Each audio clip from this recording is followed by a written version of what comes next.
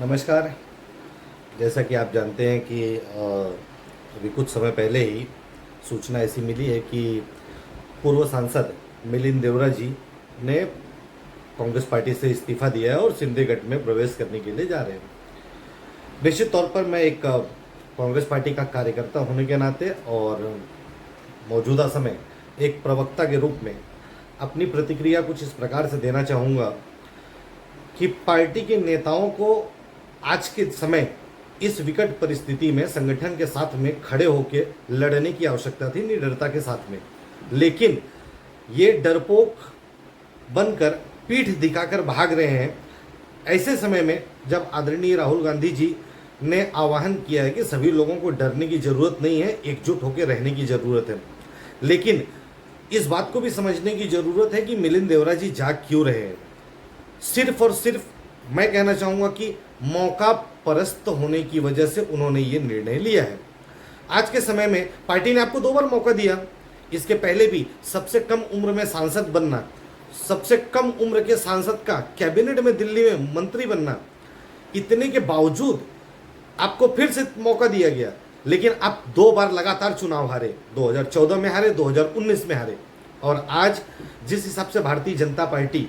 और महाराष्ट्र की शिंदे गुट की सेना जिस प्रकार से कांग्रेस पार्टी के एक एक कार्यकर्ताओं के ऊपर अटैक करने का काम कर रही है, ऐसे समय में आपको थोड़ा सा बड़ा दिल दिखाने की ज़रूरत थी। क्योंकि पूरे भारत में नरेंद्र मोदी सरकार से अगर लड़ने की आज आवश्यकता है तो वहाँ पे कांग्रेस पार्टी एक बड़े भाई की भूमिका में है और अपने क्षेत्रीय दलों को एक साथ लेकर चलने की आवश्यकता है।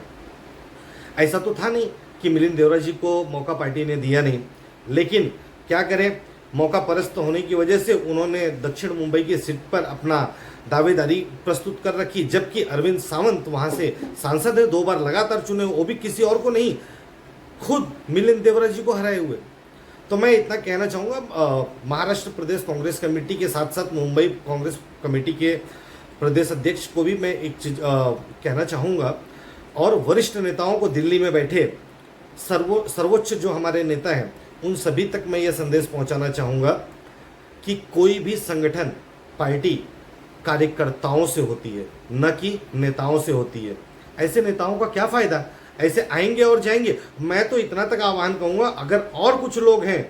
जिनका पेट न भरा हो, जिनको शान शौकत धन दौलत सब कुछ देने के बाद, पार्टी ने नाम देने के बाद आज वो एसी के अपने कमरों से बाहर कभी सड़कों पे नहीं उतरते हैं, कार्यकर्ताओं के बलबूते घर घर तक संदेश कांग्रेस पार्टी का कार्यकर्ता मेहनत करके पहुंचाते हैं, नेता नहीं पहुंचाते। तो आज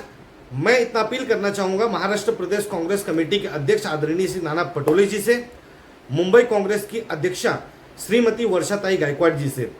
कि आप लोगों को निश्चित रूप से युवाओं को आगे करने की आज जरूरत है, जो निडर हैं, जो लड़ने की क्षमता रखते हैं। सिर्फ अगर युवा कार्यकर्ताओं का उपयोग झंडा उठाने के लिए और डंडा उठाने के लिए, नारेबाजी के लिए और आंदोलन में लाठियां खाने के लिए, पुलिस के केसेस लेने के लिए होता रहेगा, तो हमेशा से ही संगठन को इस प्रकार से नेता जो हैं वो समय आने पर पीठ दिखा के भागने का काम करेंगे और संगठन को कमजोर करेंगे। एक बार फिर से हम सभी लोगों को मजबूती के साथ में, देवरा जी गए उन्हें जाने दो, और जिसको जाना है वो भी जाए, युवाओं को मौका दो, आगे ले आओ। और मैं मिलिंद देवरा जी को बहुत ज़्यादा महत्व नहीं देता इस वजह से, निश्चित तौर पे हमारे वो बड़े नेता थे, लेकिन आज के दिन में जब भारत जोड़ो न्याय यात्रा के लिए राहुल गांधी जी 6700 किलोमीटर चलने के लिए जा रहे हैं, उसी दिन इन्होंने ये चुना कि आज मुझे इस्तीफा देना है। अरे आपको तो पहले से पता था कि आपको सीट नहीं मिलने वाली है, क्यों गठबंधन में जाने वाला है। और आने वाले दिनों में ऐसा तो था नहीं, आपके पास कोई विकल्प नहीं था, कांग्रेस पार्टी ने आपको बड़े पदों पर पहुंचाया। उसके बावजूद आपकी ये धारणा जो है बेहद दुखद है, लेकिन मैं इतना कहना चाहूँगा कि इससे घबराने की कोई ज़रूरत नहीं है। हम सभी लोगों को एकजुट होकर लड़ना है, आगे बढ़ना है और कांग्रेस पार्टी को फिर से एक बार मुंबई महाराष्ट्र में मजबूत करना है। भारत में इस बार दिल्ली की गद्दी पर राहुल गांधी जी के नेतृत्व में प्रधानमंत्री का चयन करवाना है। जय हिंद, जय महाराष्ट्र, जय भारत, जय कांग्रेस। नमस्कार। जैसा कि आप जानते हैं कि अभी कुछ समय पहले ही सूचना ऐसी मिली है कि पूर्व सांसद मिलिंद देवरा जी ने कांग्रेस पार्टी से इस्तीफा दिया है और शिंदे गठ में प्रवेश करने के लिए जा रहे हैं। निश्चित तौर पर मैं एक कांग्रेस पार्टी का कार्यकर्ता होने के नाते और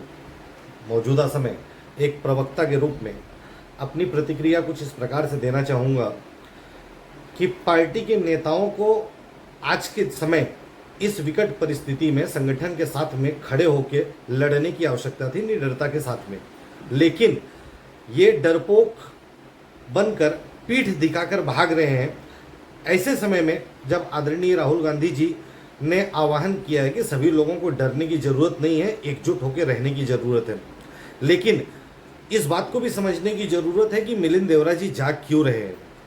सिर्फ और सिर्फ मैं कहना चाहूँगा कि मौका परस्त होने की वजह से उन्होंने ये निर्णय लिया है। आज के समय में पार्टी ने आपको 2 बार मौका दिया,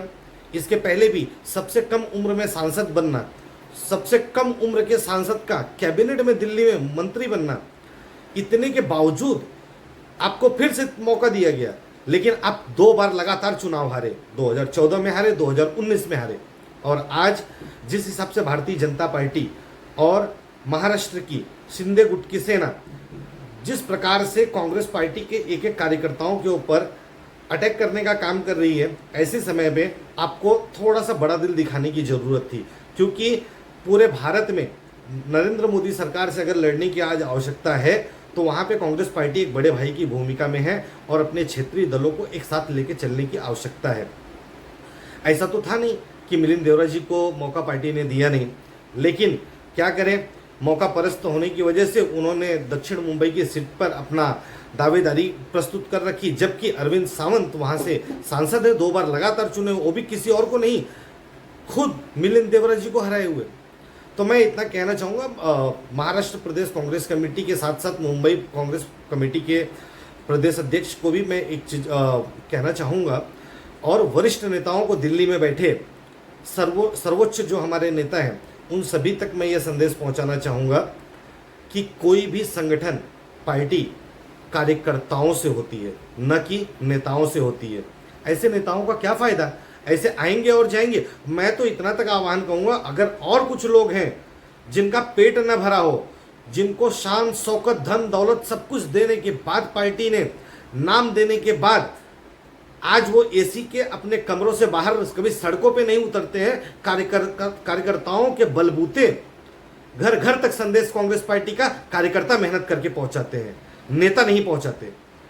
तो आज मैं इतना अपील करना चाहूँगा महाराष्ट्र प्रदेश कांग्रेस कमेटी के अध्यक्ष आदरणीय श्री नाना पटोले जी से, मुंबई कांग्रेस की अध्यक्षा श्रीमती वर्षाताई गायकवाड़ जी से, कि आप लोगों को निश्चित रूप से युवाओं को आगे करने की आज ज़रूरत है, जो निडर हैं, जो लड़ने की क्षमता रखते हैं। सिर्फ अगर युवा कार्यकर्ताओं का उपयोग झंडा उठाने के लिए और डंडा उठाने के लिए, नारेबाजी के लिए और आंदोलन में लाठियां खाने के लिए, पुलिस के केसेस लेने के लिए होता रहेगा, तो हमेशा से ही संगठन को इस प्रकार से नेता जो हैं वो समय आने पर पीठ दिखा के भागने का काम करेंगे और संगठन को कमज़ोर करेंगे। एक बार फिर से हम सभी लोगों को मजबूती के साथ में, देवरा जी गए उन्हें जाने दो, और जिसको जाना है वो भी जाए,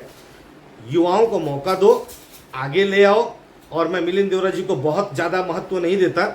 इस वजह से निश्चित तौर पे हमारे वो बड़े नेता थे, लेकिन आज के दिन में जब भारत जोड़ो न्याय यात्रा के लिए राहुल गांधी जी 6700 किलोमीटर चलने के लिए जा रहे हैं, उसी दिन इन्होंने ये चुना कि आज मुझे इस्तीफा देना है। अरे आपको तो पहले से पता था कि आपको सीट नहीं मिलने वाली है, क्यों गठबंधन में जाने वाला है। और आने वाले दिनों में ऐसा तो था नहीं, आपके पास कोई विकल्प नहीं था, कांग्रेस पार्टी ने आपको बड़े पदों पर पहुंचाया, उसके बावजूद आपकी ये धारणा जो है बेहद दुखद है। लेकिन मैं इतना कहना चाहूँगा कि इससे घबराने की कोई ज़रूरत नहीं है। हम सभी लोगों को एकजुट होकर लड़ना है, आगे बढ़ना है, और कांग्रेस पार्टी को फिर से एक बार मुंबई महाराष्ट्र में मजबूत करना है। भारत में इस बार दिल्ली की गद्दी पर राहुल गांधी जी के नेतृत्व में प्रधानमंत्री का चयन करवाना है। जय हिंद, जय महाराष्ट्र, जय भारत, जय कांग्रेस।